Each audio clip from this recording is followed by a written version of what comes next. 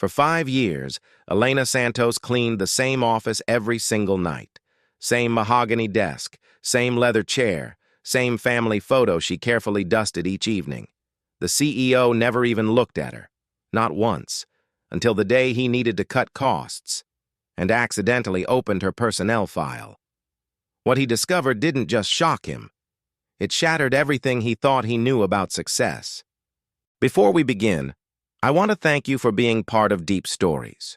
If you believe that hidden truths always come to light, hit that subscribe button right now.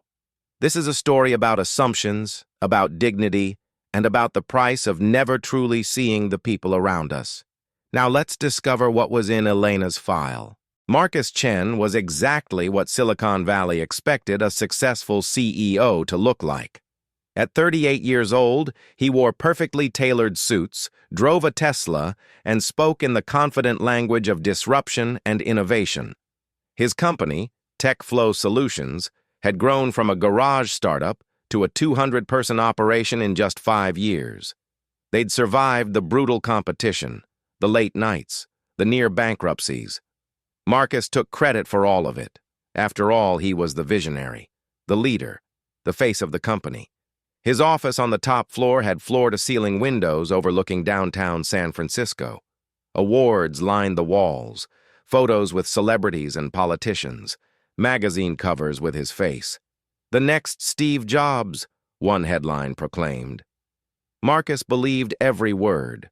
What he didn't notice were the people who actually kept his empire running. The developers working 70-hour weeks, the support staff answering calls at midnight, the maintenance crew ensuring everything looked perfect for his investor meetings, and especially not Elena Santos. Elena arrived every evening at 8 p.m., precisely when the last employees were leaving. She wore a simple gray uniform with cleaning services embroidered on the pocket. Her hair was always pulled back in a practical bun. No makeup, no jewelry except a simple watch. At 45 years old, she moved through the office with quiet efficiency.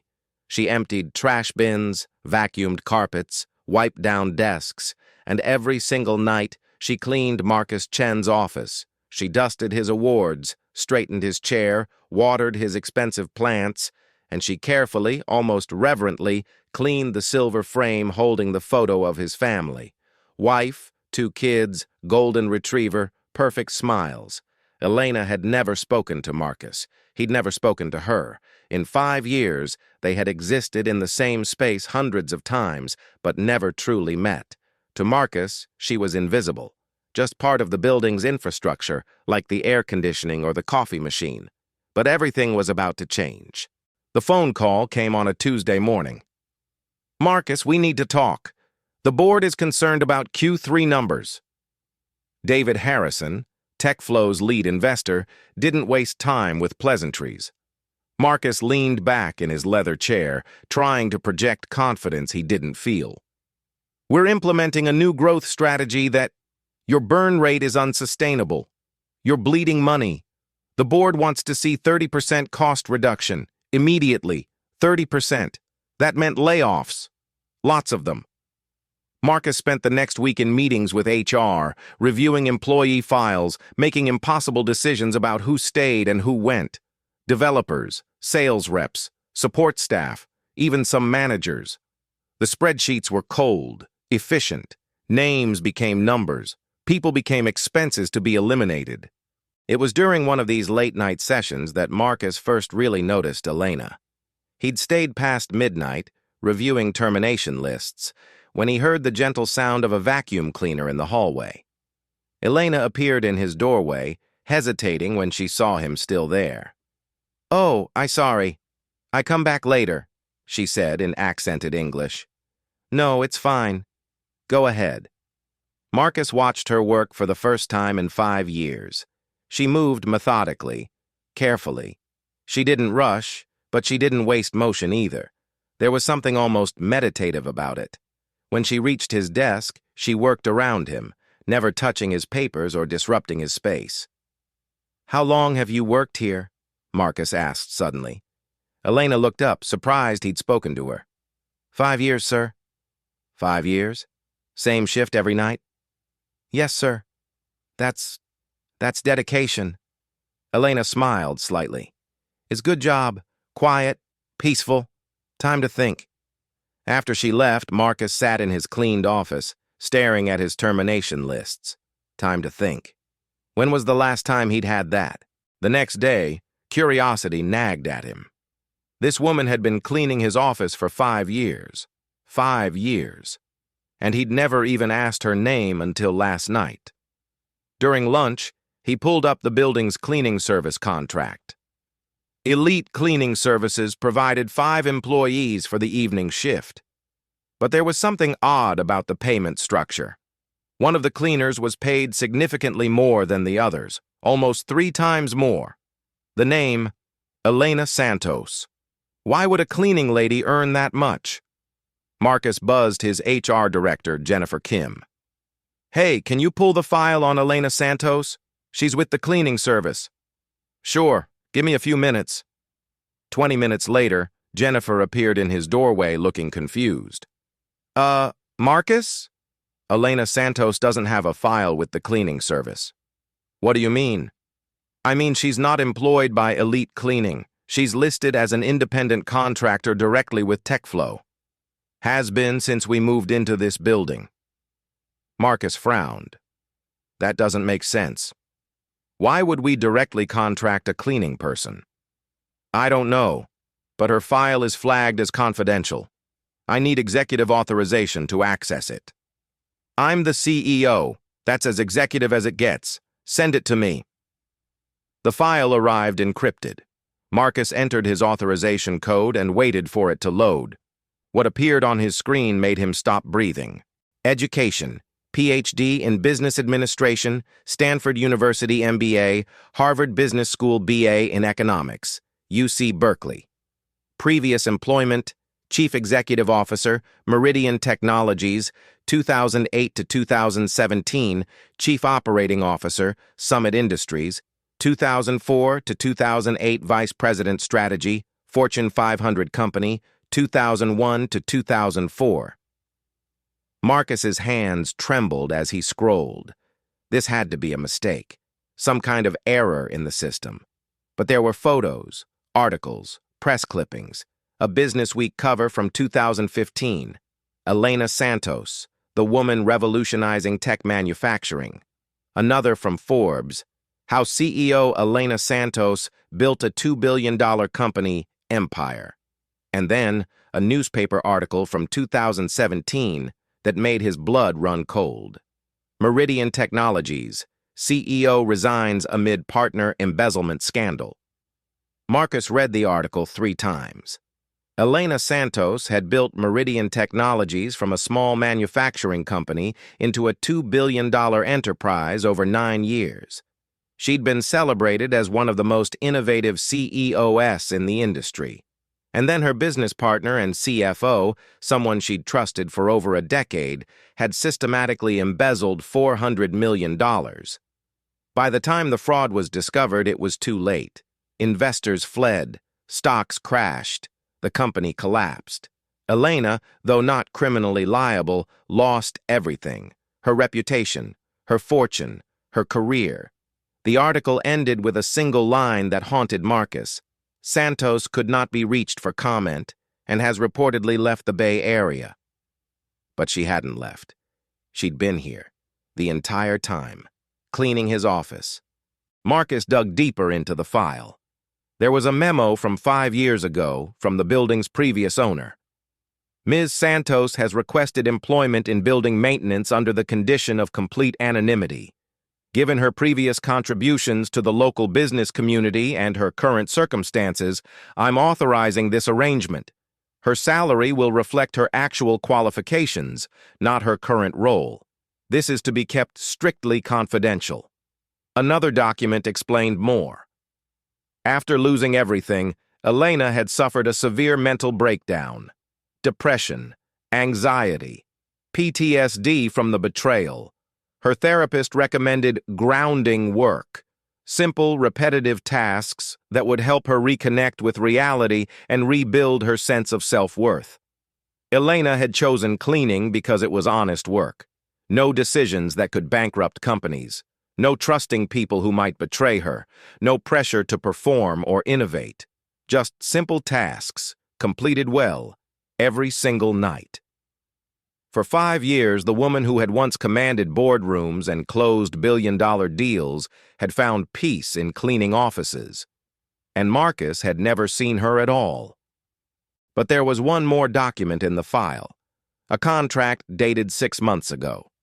Marcus's hands shook as he read it.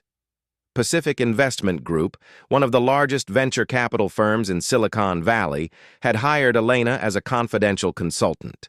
Her job, evaluate TechFlow Solutions and its leadership for potential investment.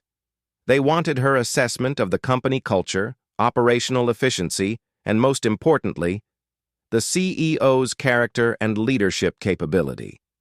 The contract listed her monthly fee, $50,000, paid for 6 months, $300,000 to observe Marcus Chen and report back on whether he was worth investing in. At the bottom of the contract was a note in Elena's handwriting, assessment ongoing, recommendation to be delivered after comprehensive observation period.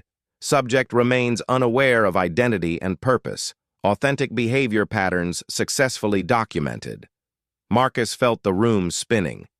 For 6 months, Elena hadn't just been cleaning his office. She'd been studying him, evaluating him, watching how he treated people he considered beneath him.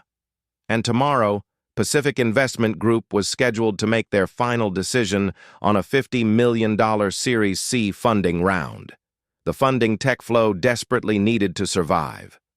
Marcus looked at his computer screen. On one monitor, the termination lists, 30% of his staff, including Elena's name in the contractors section. On the other monitor, Elena's file, PhD, former CEO, secret consultant. His phone buzzed. A calendar reminder. Pacific Investment Group, final decision meeting, tomorrow 9 a.m. Marcus Chen sat in his perfectly cleaned office and realized he had just fired the woman who held his company's future in her hands, and she'd been watching him plan to do it. Marcus didn't sleep that night. At 7:55 p.m., just before Elena's shift usually started, he was waiting in his office. When she arrived pushing her cleaning cart, she stopped in the doorway, surprised to see him there again. "Mr. Chen, I come back later." "Dr. Santos." Elena froze. For a long moment, neither of them moved. Then, slowly, Elena's posture changed. The hunched shoulders straightened. The downcast eyes lifted. The humble cleaning lady disappeared, and the former CEO stood in her place. "So, you know," her voice was different, clearer, more authoritative. "I know everything. Stanford PhD, Meridian Technologies, the embezzlement, the consultant contract with Pacific Investment." Elena nodded slowly and stepped fully into the office, leaving her cleaning cart in the hallway. "How long have you known?" "About 3 hours." She smiled faintly. "And you've spent those 3 hours deciding what to do about it." It wasn't a question. Marcus gestured to the chair across from his desk, the same desk she'd cleaned hundreds of times. Elena sat down, and for the first time in 5 years, they spoke as equals. "Why?" Marcus asked. "Why the cleaning job? With your credentials, you could have what? Gone back to the world that destroyed me?" Elena's voice was gentle, not bitter. "Marcus, when you lose everything, and I mean everything, you have to rebuild from the ground up, literally." "But cleaning offices? Honest work, simple work, no stakes, no pressure, no one depending on me to make decisions that could ruin their lives." She looked around his office at the awards and photos. "And it gave me perspective. When you're the CEO, everyone performs for you. They tell you what you want to hear. You live in a bubble of carefully curated reality. But when you're the cleaning lady," Marcus said slowly, understanding, "you're invisible. You see people as they really are. how they treat staff they think don't matter, how they behave when no one important is watching. Your report, Marcus said quietly. For Pacific Investment. What does it say? Elena met his eyes. Do you really want to know? I need to know. She reached into her uniform pocket and pulled out a folded piece of paper. Marcus opened it with shaking hands. The recommendation was 2 words: do not invest. Below it, Elena had written, subject demonstrates classic traits of disconnected leadership, values image over substance, treats support staff as invisible infrastructure rather than human beings, makes decisions based on spreadsheets without understanding human impact. Company culture reflects CEO's lack of genuine empathy, high risk of eventual failure due to toxic leadership. Marcus felt like he'd been punched in the stomach. I fired you today, he said hoarsely. You're on the termination list, part of the 30% cost reduction. I know. I saw the draft on your desk 2 nights ago. You saw it? Marcus, I clean your office every night. I see everything. The termination lists, the panic emails to investors, the increasingly desperate strategy memos. I've watched this company slowly dying for months. And you said nothing. It wasn't my place to say anything. I was here to observe, not to interfere. Marcus stood up and walked to the window, looking out over the city lights. You think I'm a terrible leader. I think you're a disconnected leader. There's a difference. Is there? Yes. Terrible leaders don't care. They're narcissists who use people as tools. You're not that. Elena's voice softened. You're someone who got so focused on success that you forgot why success matters. What do you mean? Do you know anything about the people you're planning to fire? Their names? Their families? Why they work here? Marcus was silent. Jessica in accounting has a daughter with leukemia. Your health insurance is the only reason she can afford treatment. Tom in engineering is putting his younger sister through college. Maria in support is sending money to her parents in Mexico. Every person on that list is a human being with a story, with people depending on them. I can't save everyone. The company is bleeding money. The company is bleeding money because you spent $2 million on a flashy office redesign last year while cutting the training budget. Because you approved 6-figure bonuses for executives while freezing salaries for junior staff. Because you prioritized image over substance. The words hit like hammer blows. So what do I do? Marcus asked, his voice breaking. How do I fix this? Elena stood up. That's not my decision to make. I'm just the cleaning lady. She walked toward the door, then paused. But if you want my advice, start by actually seeing the people around you, their names, their lives, their value as human beings, not as line items on a spreadsheet. Will you change your recommendation for Pacific Investment? Elena smiled sadly. The meeting is tomorrow at 9 a.m. You have 12 hours. To do what? To decide what kind of leader you want to be. And then she was gone, leaving Marcus alone in his perfectly cleaned office. Marcus Chen didn't leave his office that night. Instead, he did something he'd never done before. He actually read the files of the people he was planning to fire, not just their positions and salaries, their full stories. Jessica Martinez, accounting coordinator.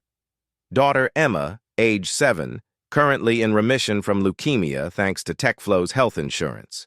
Tom Richardson, senior developer. Legal guardian to his 19-year-old sister after their parents died in a car accident.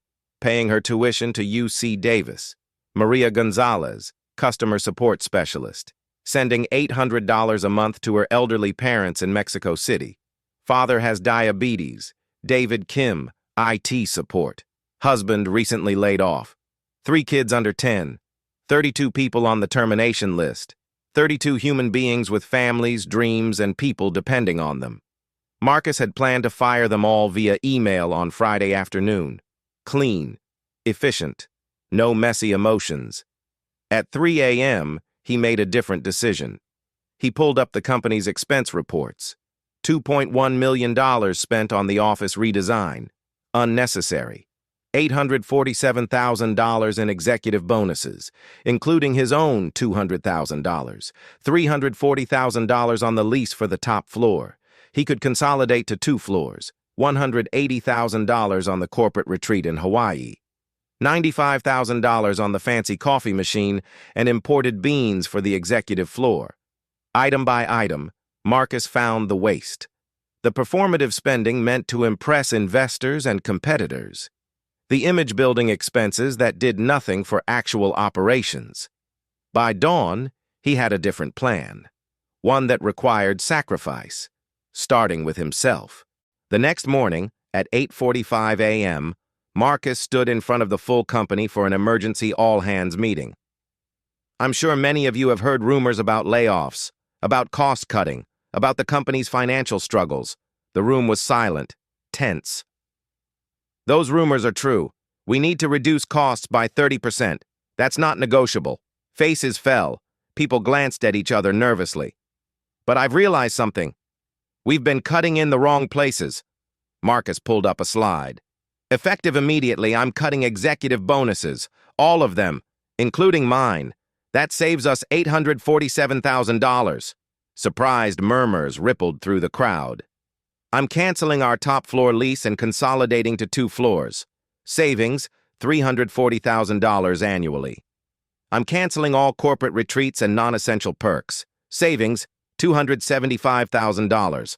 I'm taking a 40% pay cut. My new salary will be pegged to the company median. If you don't get raises, neither do I. The room was completely silent now.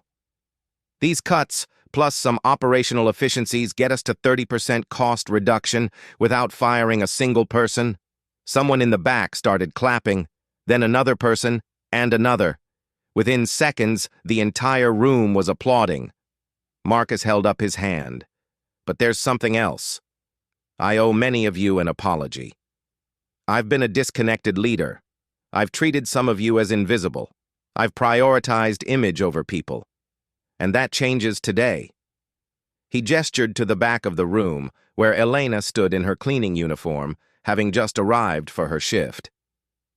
This woman has worked in this building for 5 years. How many of you know her name?